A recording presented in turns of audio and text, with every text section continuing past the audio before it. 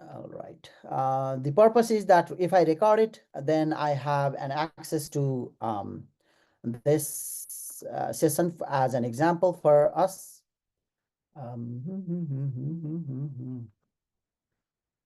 Pin to first screen. Hello, this is me. Okay, so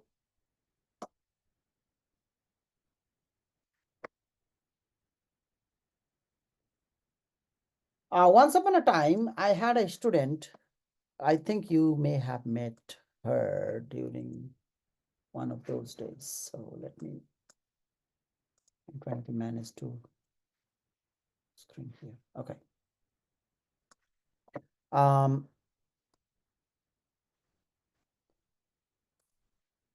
can you guys see my screen?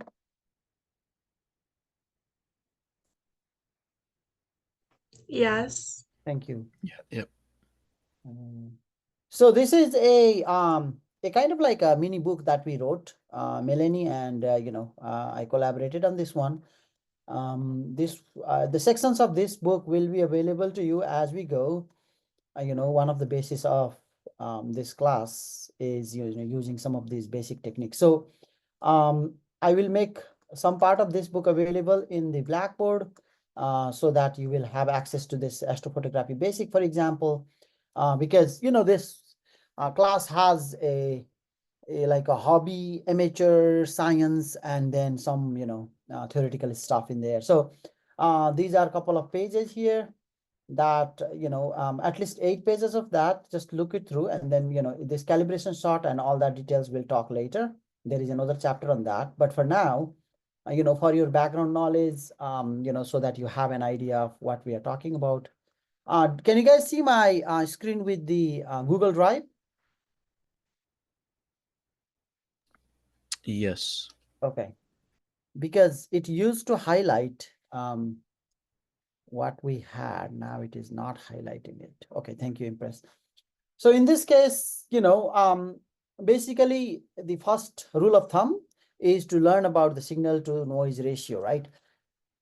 Most of the pictures that we take will be in the dark. And as you were trying to take pictures last time in class, you saw that taking image in the dark is not an easy task. And especially if we are trying to take pictures of stars or galaxies or nebula, or any sort of celestial objects, it's going to be dim, as we talked about a little bit about the magnitude of the brightness. These are dim objects, and some of the deep sky objects are really dim. Sometimes they are like a magnitude 25. So what we want to do is we want to basically understand what is the signal in there. What is the useful noise, or what is the useful signal rather, that can be used so that you can present your data, for example, right? Data being the galaxy or the constellation, star, the images of the target that you're looking at, right? And obviously, because we live in the modern world, light pollution, that is basically brightening of the night sky because of the street light, the household light, the light that is around you, basically is one of the huge problem, and that kind of contributes to the noise. There is a map of night pollution, that basically maps which area is highly polluted. No surprise that Worcester is really polluted. And there is a scale called Bortle scale in night sky that basically says how clean the sky is with less pollution versus how much pollution is there in the sky because of the street light and all that light. So these light scatter off the atmospheric particles, and then eventually is captured as part of the noise in your image. Okay, so high signal to noise ratio is something that you deserve, or you want to get, but you have to work with what you have, right? So there are some basic terminology, excuse me. One being the ISO, another being the f-stop or aperture, ratio. So we will talk about that a little bit. Whenever you take the images, you want to basically be aware of what is your f-stop, what is your ISO, how that the quality of the image changes from ISO, let's say 800 to 3200, for example. If you have if you want to experiment, which ISO is going to be better, that's a really good area to explore in digital photography that you can, basically experiment with. But if you have, too much high of the ISO, then, your light pollution or the noise in the picture may, also be influenced. So there will be a balance that we'll be talking about. Basically, f-stop is another measure of pictures or information that is included in the picture. I will show you examples in a minute that will show you some demonstration of f-stops that I took, for the astrophotography using cell phones. I will show you some examples, how fun this can be. And then, they are usually represented as f2.8, f3.4, like that, as you can see here. And then these are basically ratio of the focal length, right? This basically f is the focal length, and then it is divided by the aperture diameter, for example. So if you notice, we were using the C star camera or the computer to take the pictures, and then that was about I think about an inch in diameter, for example. Whenever you were taking the picture of the sun using the filter on one of the first classes, you saw that that aperture was about 4 inches. So it depends on how big your let's say the objective piece is, which is collecting the light. Bigger is better, okay, because it allows more light to be captured. But bigger also means that you have bigger lenses, which can introduce other set of problems. That's for later, okay. um so so whenever you are taking pictures, you want to basically be mindful of what do you have there, what is your f-stop, what is your aperture size, and then you can, one rule of thumb, for example, is that 1.8 for aperture setting for 1.8 is bigger than f8, because that means that you have bigger diameter, right? Sorry, bigger denominator, right? If the denominator is bigger, that means that its setting will be smaller. So f2.8 setting will capture more light than f8.0. Just keep that in mind. Okay. So these are like some basic knowledge that you should kind of keep in mind whenever you're taking pictures. And it's a lot of this is like a practice, like you don't have to memorize it. As you work on the pictures, you will understand, okay, my f-stop over there in this case is this much, and my f-stop in another case is that much. So by that you will understand. So for the people who came late, please go to the chat, and then you can see that there is a link to download a software called Cyril. You can download that on your computer. We do have this software on our lab, in our lab computer, okay? The lab is Science and Tech, room number 323. We will be meeting there, more often after this point. But, I just wanted to get started. The traffic is really terrible. At so I don't know if you have been to campus today or plan to be there tomorrow. I'm trying to avoid it as much. So download this on the background, and then I will show you a couple of things, and we will, I will demonstrate you an example of how to work on some of the images that you can process. So this is the beginning of real astrophotography, which is most of the time behind the computer, in front, behind the telescope and in front of the computer, So anyway, shutter speed, as you saw, you can control the number of seconds that you can collect the pictures. I think I was talking about 10 to 12 seconds being the optimal, because after that the star trails will appear, meaning that because the earth is rotating, it will start capturing the movement of the star. So your star will not be a point, rather it will be a stretch of lines, and you don't want that on your astrophotography, right? In DSLR cameras, for example, you can control the shutter speed, meaning that how often or how fast you can take pictures. And then also in Android or in iPhone cameras, there are softwares, and then there are free version of software too. Okay, like I was able to download a software called What is this?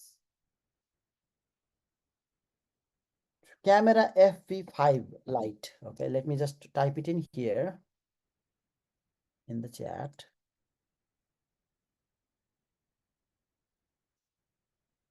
I was able to download this software. This allows me to control the aperture size, the timing, f-stop, all of that. So I'm gonna stop my screen for a moment, and then because I have the background disabled, excuse me. Where is my background? Hold on. Okay. So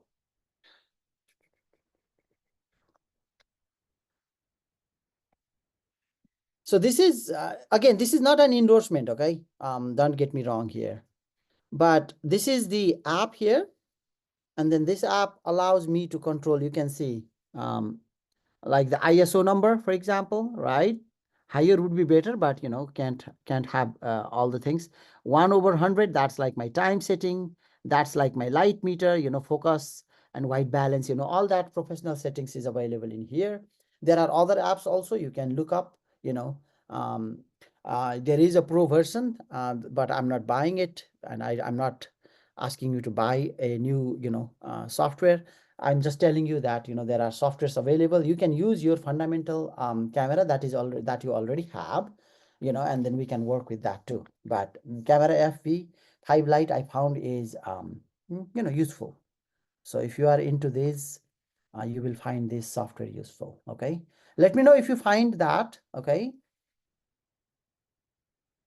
being able to manually control the timing, the f-stop, the ISO helps a lot.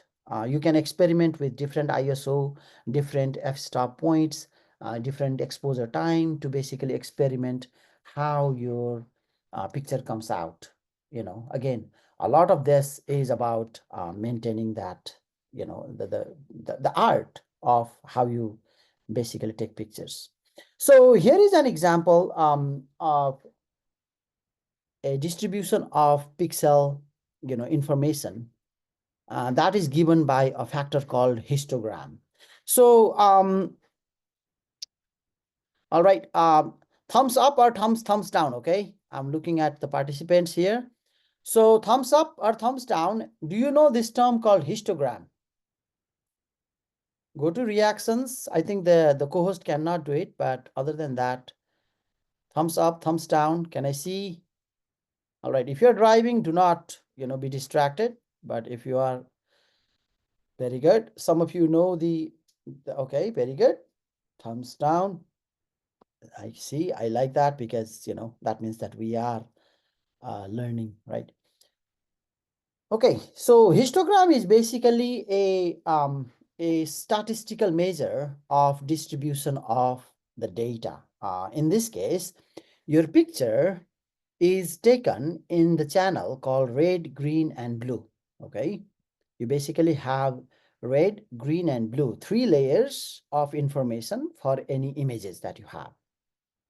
Okay, please raise your hand or unmute and ask me questions anytime you have question, anytime like you have confusion. Okay, so and I will show you this is a real example in a minute, but for now, your image has 3 layers, and then what you see as image is basically combined information of red, green, and blue channels, and that basically is imitating how our eye sees the pictures.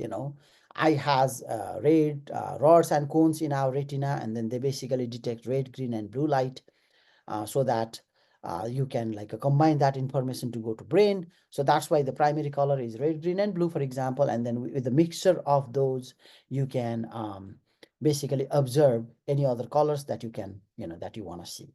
Okay, in photography machine, literally you don't you don't need that yellow, but you know why. So so histogram basically counts how many pixels are there of red, green, and blue, and then what is the intensity distribution of that, for example. Okay, here is a definition. A histogram is a type of graph that shows the distribution of a variable, meaning that if let's say your value intensity value, for example, for a picture goes from 0 being nothing to 255 being maximum, then how many values of 255 are there, how many values of zeros are there. 0 means black, right? If red is 0, blue is 0, and green is 0, then you can basically say it's a black pixel.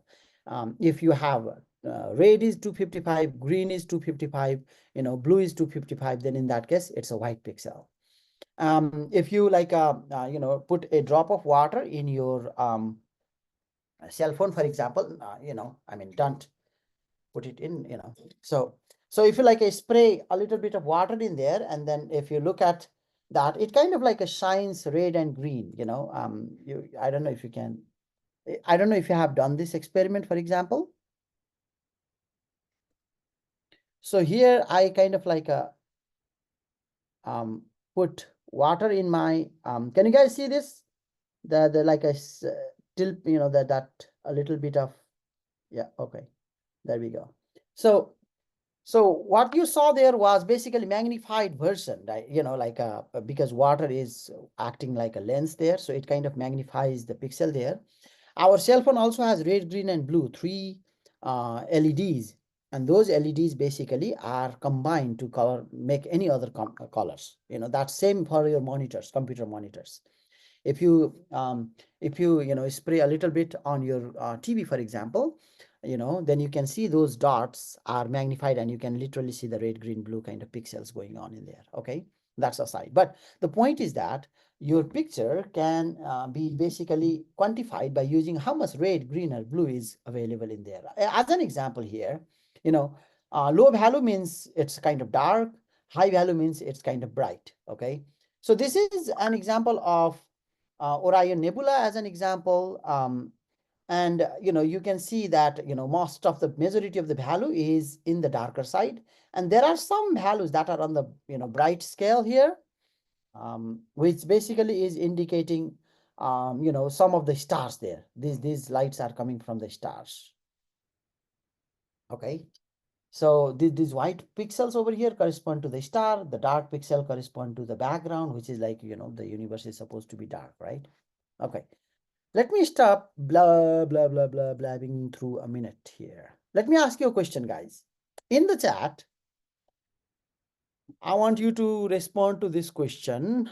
This is, kind of like a participation for us to think through. So one of the philosophers asked a question, a sun is a star, right? Do you guys agree that sun is a star? And then you have like thousands, if not, if you cannot count million, right? Thousands of stars in the night sky. So this philosopher asked the question, why is the night sky dark if there are so many stars in the sky? All right. So in your chat for participation, can you guys take a moment and type in, don't enter yet, okay? Just type in, why do you think that night sky is dark even though there are thousands of stars that you could see? All right. Take a moment. Don't hit enter yet. Enter when I say it, okay? Just type it in. Why do you think the night sky is dark even though there are thousands of stars that you can see? One star in the day, right? Our sun makes the whole day bright, while thousands, if not millions of stars in the night, then it is still dark. Why is that? Why do you think is that? Okay.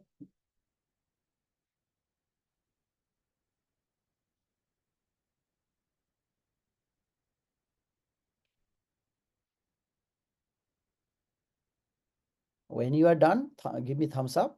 Don't enter yet because I don't want to influence each other's answer here. Okay, thank you, Esther.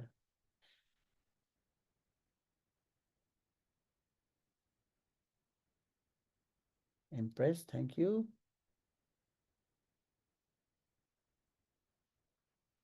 Jason, Aiden, Kaylee's.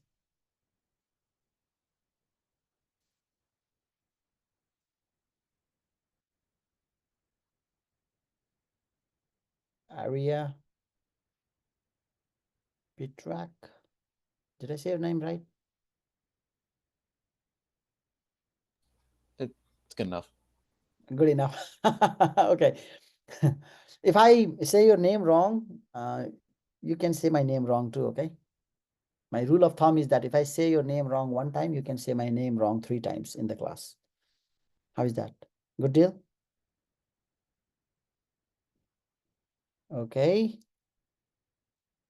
All right. If you guys are ready, hit enter now.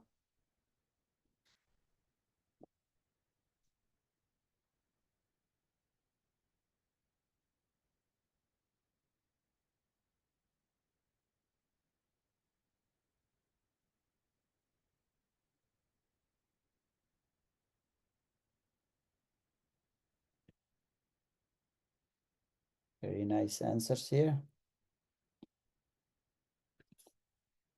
Please do enter, even if you know you have not entered it throughout the time, do enter it. Okay, this will be counted as your class participation. So Braden writes, because there is a little to no matter for the light to scatter off in space, so there is nothing to illuminate. Each star will only appear as a point light. The only way the sky to be bright would be for there to be infinitely many stars that illuminate every point in the sky at once. The sun illuminates the sky because it is close and a lot of light reaches us. Okay, this light scatters in the atmosphere. Okay, um, okay, thank you for that. So this talks about the scattering. Pitrak basically says space is just that enormous, that's very close.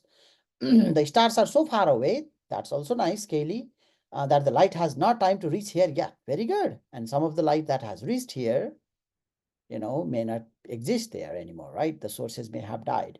The night sky is still dark because the only light that we can see in the light that comes directly from the light source, there is not much space that reflects.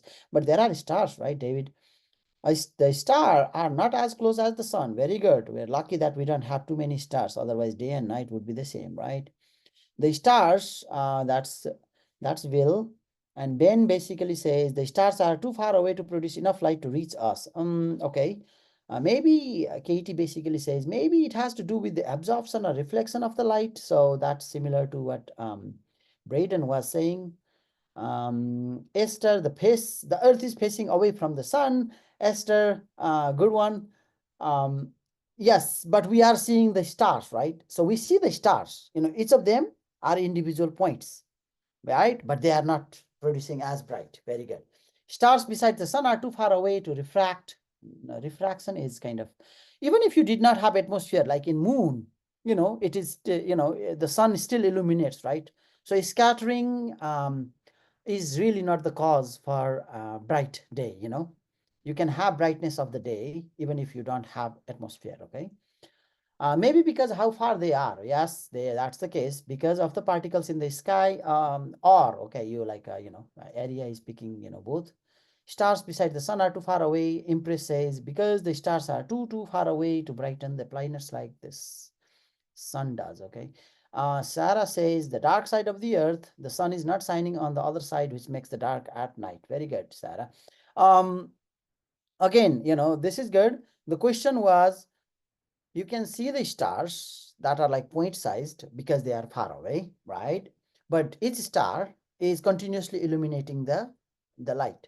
So imagine, having thousand of light, small light in your house, that will still, if you keep it on, that will still illuminate the room, right? Like a LED light that you can put, around your house, that should still. So the question was, why is it not bright in the nighttime? The question sounds like really simple, but it has really interesting implications. So think it through once again, okay? So next week we're going to talk about that again, but think it through.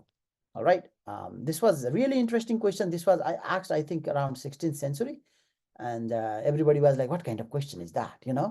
But there is some real answer to that. So thank you for everybody who responded here. Um, and if you are still writing, feel free to take your time, okay?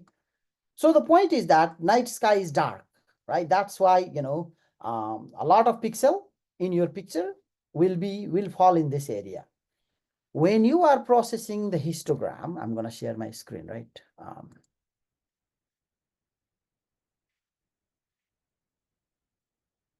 this will be stored. So the picture of a picture of the sky, for example, in the night, with whatever it is your target, you will see a lot of dark pixel, a lot of some bright pixel, and then this one, representing most of them are like in the dark zone, right? So the exercise that we're going to do today will consist of stretching of histogram. Okay. This one is an example of DSLR, but the image that I have is from C-star. So here is a basic example here. Actual dark sky, background light, that is whatever is available, light from the star that is in the air. So this is the useful signal here, and most of these are going to be our noise. So it's kind of interesting. Stretching or histogram stretching is the exercise that we're going to be doing. Okay. So originally, whenever you see an image, it will look like this. You take a picture, for example, and you pull it out in your computer. Most of the time, if you're looking at deep sky object, this looks like this, like completely dark. Even the Hubble Space Telescope, whenever they pull out the picture in raw format, most of the time it looks like this. Okay, you can see there is some information on the bright side, a lot of information in the dark side, right? And then you can start seeing the features once you kind of like stretch the image, the histogram here. So you can see now that the picture kind of like starts to pop out the stars, right? As you change your histogram from this to this, right? And then there is some vignette effect going on in there. More about that, more on that later. It's a lot of fun. It's a lot of fun. And then, we will talk about how we can stretch the images, and then we'll go from there. Okay. All right. So far what I have talked about, I have talked about, some features of the images or the astrophotography that you take. Number one being the signal to noise ratio. So look up what is signal to noise ratio. This document will be shared with you. So please scan through a couple of times. You want high signal to noise ratio because you want the signal, useful signal that depicts your data, right? Number one. Number two, read up about what is ISO, right? It's like an international organization for standardization. It's basically a number that is associated with an image that basically shows the quality or the information content of the image. Another one that we talked about was the aperture or f-stop. What does it mean to have the low f value or high f value ratio there? It's basically the ratio of aperture to the focal length. And then, that basically is the optics that we were talking about. We were trying to make the image in the classroom, as we saw. So that setting, for example, for our camera, for our telescopes, these guys are, kind of set, so that basically depicts the power of your camera, you can say, or telescope. Shutter speed, basically, that we talked about, is something that helps us control the exposure of that signal that is coming through. I think I talked about the dark adaptation of our eyes when we went into the cinema, once the cinema has started, right? So how the aperture size basically, changes to allow more light in our eyes. You can do the same thing by integrating more time to take the pictures. But, 10 to 12 seconds is enough for one frame, because other than that, you will have the star trails, and then the picture will not look good because the stars are supposed to be dots. More than 12 seconds has a risk of running into this region where the Earth's movement kind of causes the star trails. And then what is histogram? We talked about the histogram is basically distribution of the information or the numbers that is present in the red, green, and blue channels. Red channel would have red histogram. It will make sense in a minute. Blue and green histogram will be there. And by changing the amount of the width of the histogram or the exposure, you can clip it up and down. By changing that histogram content, you can basically try to stretch the image in a way that starts to reveal the details that is hidden in the plain sight. I hope this is making sense, guys. Look, I'm excited. I hope you are excited. Histogram stretching is sometimes like it's like can be mind-boggling because it's an art. Okay, it's an art form where a person's stretch, my stretch, for example, for histogram, that I'm happy with may not look as good for you. So you want to basically get feedback from your friends about it. It's like, okay, I stretched my red, green, blue channel like this. What do you think about it? Get an opinion. Find a friend that you can email, chat, send a text to, and then basically say, hey, give me some feedback on my stretch on histogram. What do you think? Work together on this. Yes. Okay. All right. Do you have any questions, guys? I can keep talking, but it's not about me talking here. It's about you having fun and learning something new.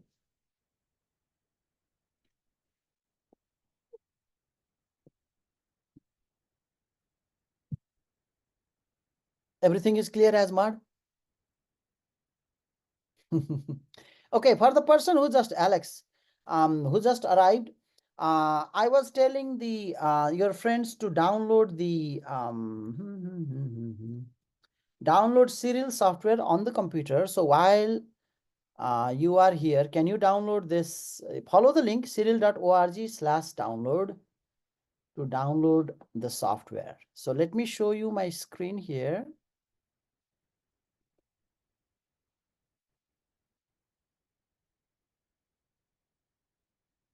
So this is a software.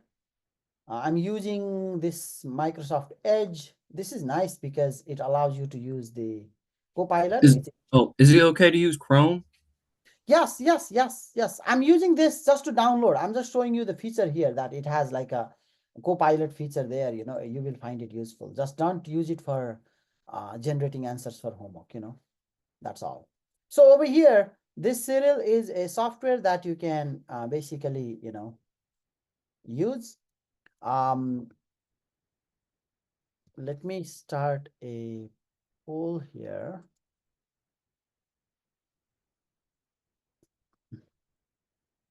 Let me, okay.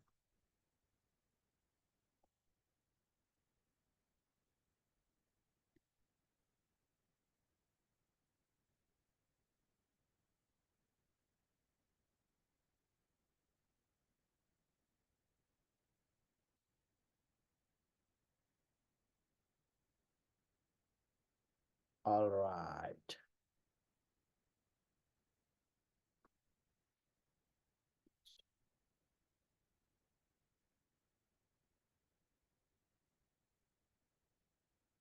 So you should see a poll that basically is asking you whether you have a Mac or Windows software computer. I'm happy to see that there are Windows and Mac. Other could be Ubuntu, Unix system, whatnot. Okay.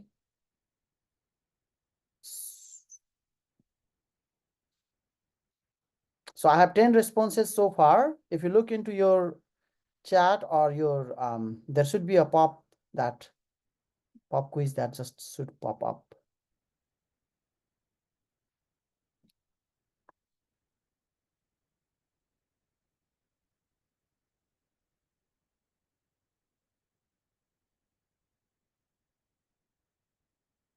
If you have problem accessing the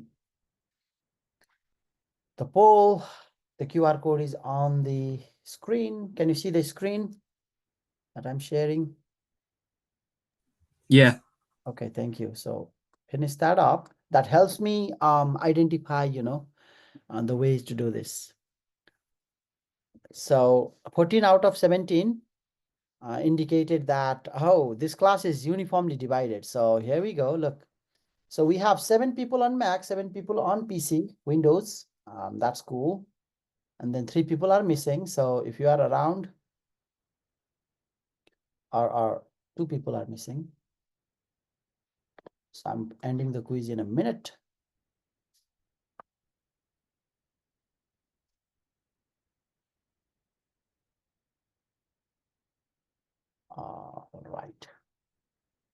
Did everybody get the poll done? Okay, I'm ending it in 5, 4, 3, 2, 1. All right, so it's kind of nice. You have like a 7 and 7. That's fine. So I am using Mac and I do have a PC. Okay, so I will be showing you currently using Mac, but I believe the layout and all that looks similar enough, so that you can um, follow along, using the same example. So what I will do is first I will show you the software, and then we will go from there. Oh,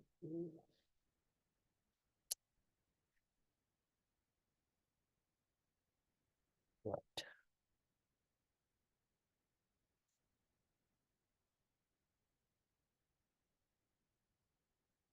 All right. All right. Resuming recording. So I'm happy to see that you have, yep, very good. You have downloaded the software. The software looks like this, it has a panel here, which is like a red, green, blue panel. Okay. And then on the right side, this is like information. We will talk about these things as we go. There is a console. Basically, you can do the command line scripting in here. A lot of control in here. For what it is, as the open source free software, the kind of things that it can do is just amazing. So couple of things to do here to notice that this is your panel where the image will be appearing. Over here you will see processing and all that information that as it comes through, and as we go, you will see like other details that will be popping up. You can always watch the red, green, blue channel and then look at the red, green, blue combined channel. Over here, there is an open button here, right? Like just there are like a different recent examples. This is your home folder. You can set your home folder. When I was playing with this, I clicked on document and then I was like, I basically denied the access. So I need to go back and clear that. But other than that, I have set my current working directory as the picture directory in my computer. Okay. You can add your other locations such as, your computers, whatever, could be, if you are on Windows, it could be C, your username, my document, astrophotography, some folder in there. If you are on a Mac, it could be, pictures folder for is. You can go to document. Mine is blocked right now. Could be desktop. You can like you can do a lot of things. So you have a lot of flexibility on where you wanna set the location for this image. Okay, the working directory, that's like your working directory. Most of the time, whenever you download the pictures, it will go into the download directory, and then from there you can move the file that we're going to be processing into your working directory. Okay, this information will come later. You can save the processed image here, and then this is like a snapshot of your displayed image. You can save as in different format. So there are that. Okay, so this is basic layout here that we have. For this exercise, I'm going to show you. First, I'm going to show you and then make it available to you. And then you can try to work on this one. And I'm going to work with you again. Okay, I'm going to show you twice. So this example will consist of something that's kind of like my nice example that I have, created. This one is Orion's Nebula. So before I go there, let me take a little bit of storytelling here.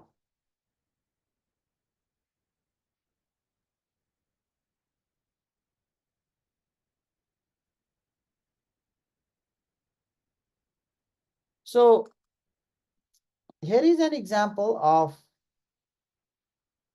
my picture from smartphone. Okay, so I took this one.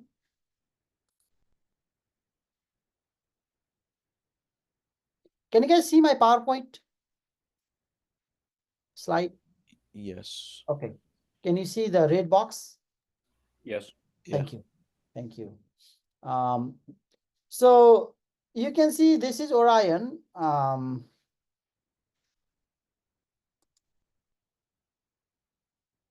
Right. That's Betelgeuse. I don't remember all the names, but this is the belt here, and there are legs here. So, so, so, so basically you have the hunter, right? Kind of like that. And Orion's, the nebula is right there. So I kind of like zoomed in to show you, this is with my smartphone, okay? So what I was able to do was I was able to take 12-second exposure of Orion the Hunter. So this is using my Pixel 5a phone, 12-second exposure, this is 4.38 millimeter lens that it was default, and then this is f1.73. You can see that, and ISO is really low because it was dark, 4.467, right? And so I was able to align this one with a software. I will show that later. So this one is Betelgeuse here. And then there is Bellatrix here, Regal is here. So you can see the corresponding, stars there. That's the belt that we have, right? And this is M42. That's the target that we're going to be looking at, okay? As an example here, I kind of like played with a little bit to show you the histogram, kind of, how you can make it pop using simple histogram adjustment here. But this one was for the whole picture. You can make even this a little bit better, but that probably is going to be homework exercise for later. So by using this histogram stretching, you can see that you can separate out the background. Not only that, you can also, separate out the star with the galaxies. There are a lot of processing that you can do, okay? When you move the lower limit of the histogram to the right, you are literally clipping off these pixels, meaning like putting this into dark side. So you're basically deleting that. When you are stretching out from the right here, coming in like this, you can move the the controls. I will show you in a minute. You're literally like cutting off the bright. So a lot of these bright pixel you see, that's because of Worcester night pollution pixel that is basically cut off whenever you are like bringing the histogram stretch like that, okay? This is just an example. This is an example of what I was doing with, this was 2022, when I was collecting data for the class, So it's cool that I've been able to collect some of the data in my past life. All right, so here is a real example that we're gonna work on. The data set that I have is called fit file. And you can see as a preview here,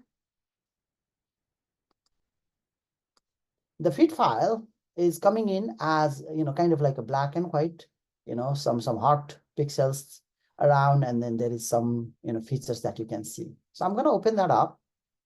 And you can kind of see this is the picture that came out, right? It's barely anything visible, not very good looking, So the first step that you could do is do A sin H transformation, This is basically a mathematical operation here, okay? Just like when you multiply, as an example, some of you are math geek in the class, I know.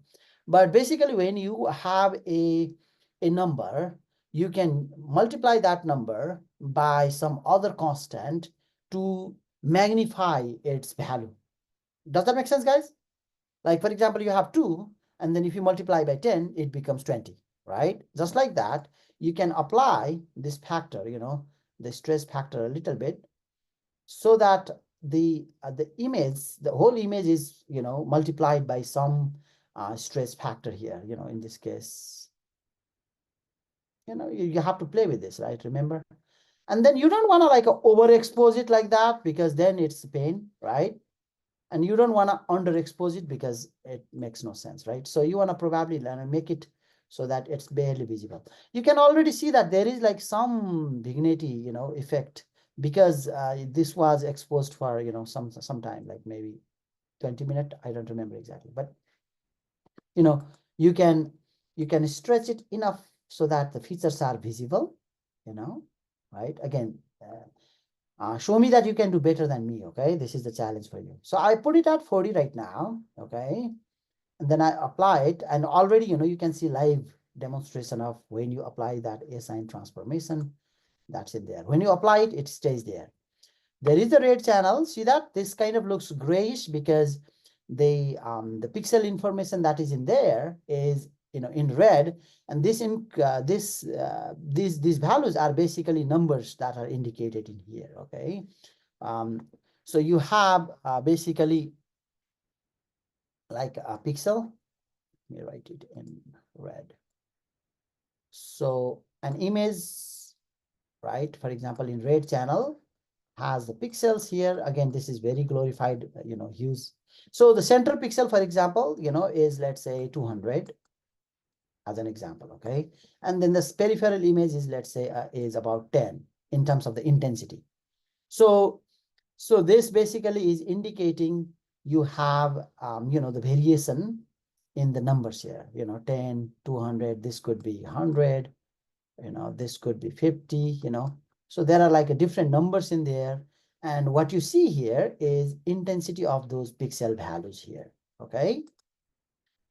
All right, some of you already know it, but I'm just, clarifying what that means.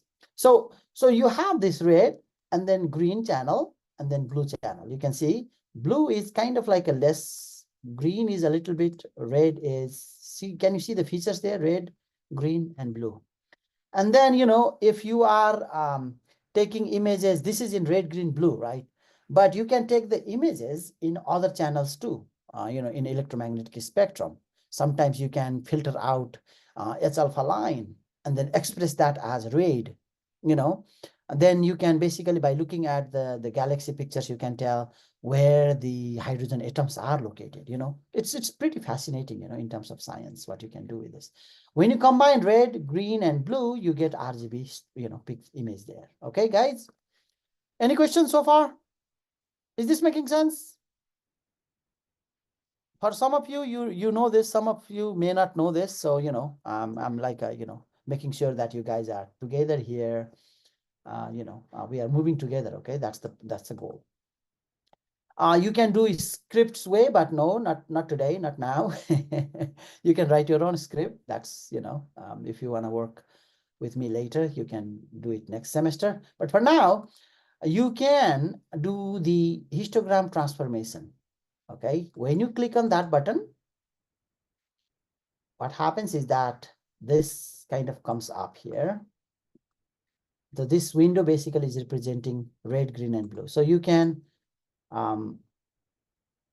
show, red, green, and blue, right? Red, green, and blue, So that's the distribution there, okay? Most of the times, the image can be auto-stretched using this. So watch this, okay? This versus this, right? When I click on this auto-stretch algorithm, that is kind of like a default. You can set it. So you can see previously it was this, right? I did the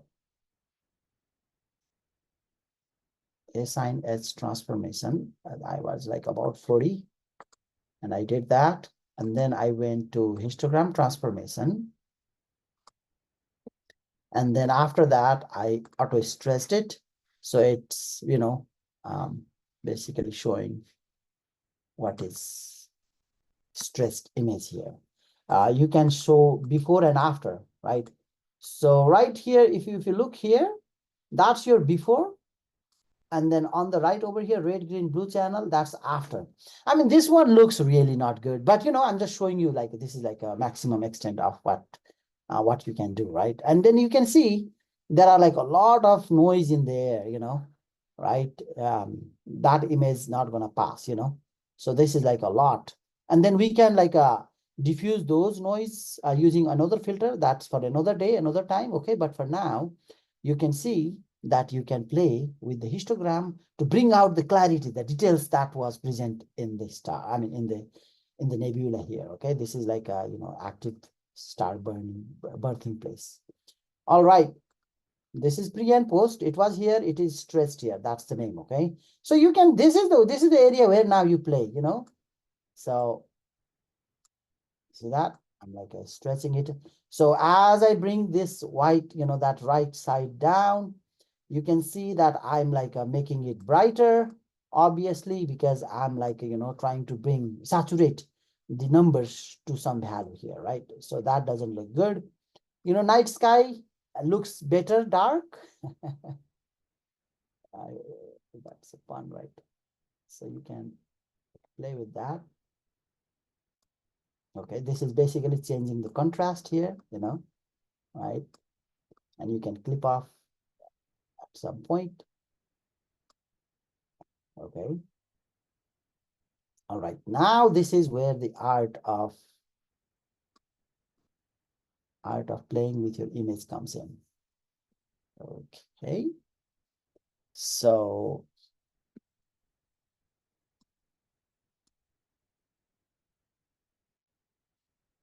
right. You know, you want to capture enough details. You can turn off the red, for example. You know, you can play with red and green and blue. This is kind of like a bluish. Then you can.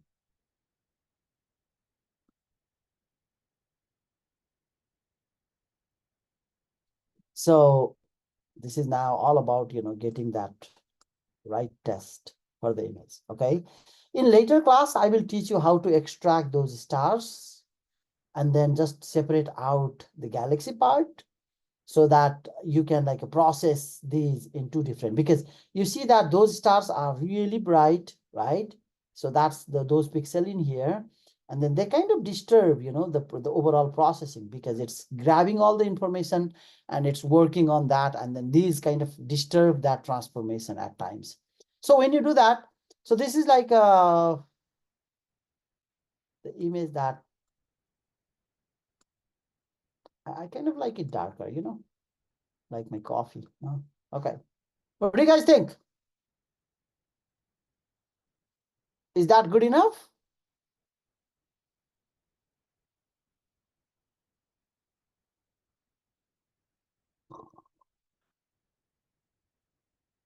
Tell me something.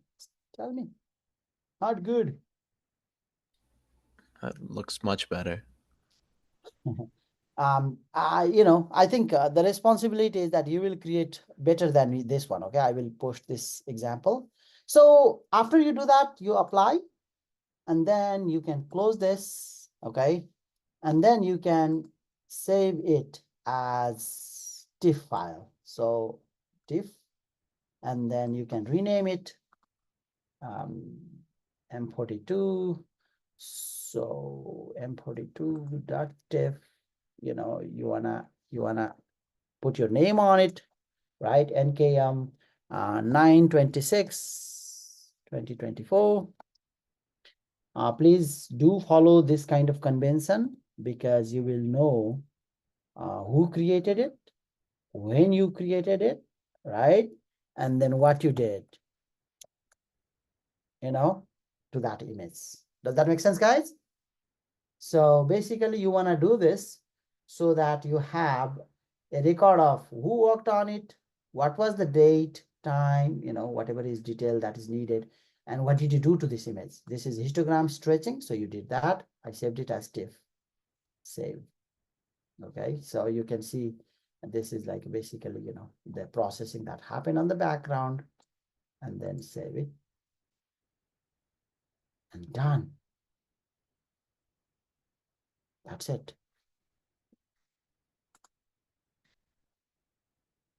Thank you, Braden.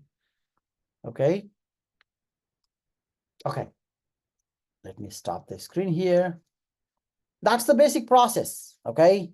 We will be doing not only this, other things too, but for now, you know, that's like the image that I could generate.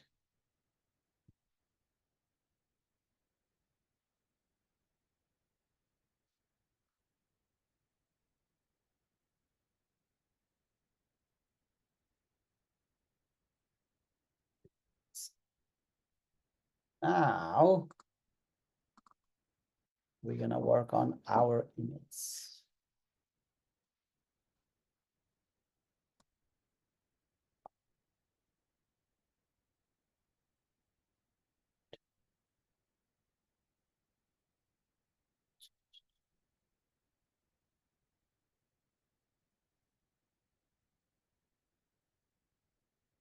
Okay, so let me show you something interesting going on. So here you can see that, I have created two images here using two different processes, okay? This is one, this is two, and then, this one kind of looks like a wash a little bit, this one is a little bit darker, which I just did it here, right? And then because I'm like hiding a lot of that noise in the darkness. Hi, dog. What's the dog's name? Her name's Harley. Okay, Hurley? Harley. Okay. Hello, Hurley. Nice to see you. Who is the good dog? Let's go out. He's not triggered, huh? Let's go to play. She wants to be an astronomer one day. Oh, yeah, you can write a book, Astronomy for Dogs. How's that? They cannot distinguish red and green, so their images will be like, I don't know. I'm not discriminating between dog versus man, but a person. So anyway, thank you. So here is an interesting thing that I want to show you. Look, where is my eye? Image tools.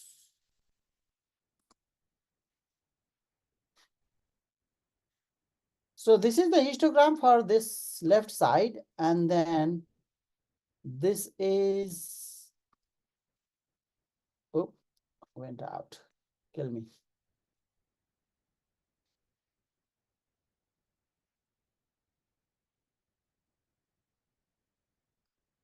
So you can see when I click in between 1 and 2, right? Can you see the shift in that histogram? Right, which is like a kind of like a washed, less contrast, is shifted to the right. Left has more dark pixel, as you can see there. This is for people who know Mac, this is a software called Preview. You can do some histogram stretching, inside that, like you can see. I'm not doing anything fancy here, guys. Look, all I'm doing is I am changing the contrast. I am changing the background, I am changing the white balance, So that's all I'm doing here. You can see, like you can literally like change that in like a software like this, right? So this is basically histogram balancing, that's what we are doing. You see that?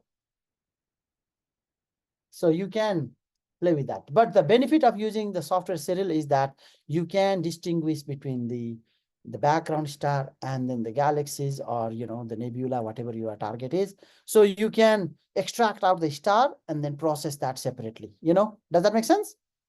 So I'm just showing you how simple the process is. Okay. Any question, guys?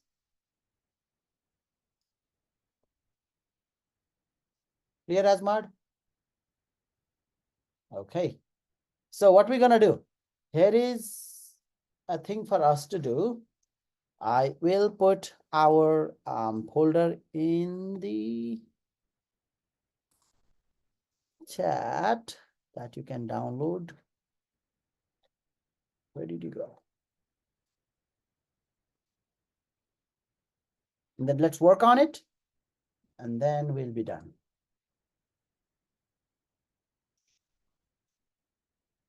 Share, populate chat. All right.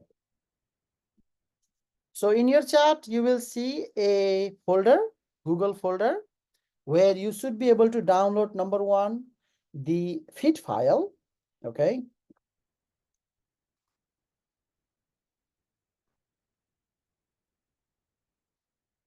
So you will see the fit file. This is the fit file that you will download. And then this is the background information that I was talking about for you to read. Okay. the expectation is that you will be familiar with the theory, excuse me, and then you will be also familiar with the process, that you are working on. Okay. What I will do is I will, definitely be here, but I will divide the class into couple of groups so that you guys can work together on how to figure out, the image processing. Okay. So let's try for a few minutes and then we'll go from there. Does that sound like something interesting for us to do? Yes. Okay. All right. Download the image, please, in your folder. I'm going to break out the room and then I will be jumping between rooms to, work on our image processing.